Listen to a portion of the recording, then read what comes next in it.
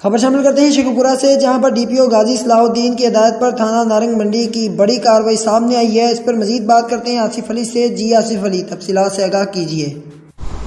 DPO Sheikhpura गाजी सलाहुद्दीन की हिदायत पर थाना नारंग की बड़ी कार्रवाई। इश्तिहारी मुलजमान समेत खतरनाक डकैत गैंग गिरफ्तार कर लिए। अरसा 2 साल से मफरूर इश्तिहारी मुलजम सलीम भट्टी को जदीद असला समेत गिरफ्तार कर लिया और ख़तरनाक डकैत गैंग अली रज़ा भट्टी नसीर भट्टी को गिरफ्तार करके 2 अदद गाड़ियाँ बरामद कर लीं। मज़ीद 2 ख़तरनाक डकैत इमरान और वकास से 1.5 लाख नकदी, मोबाइल फ़ोन और 2 अदद पिस्टल बरामद कर लिए।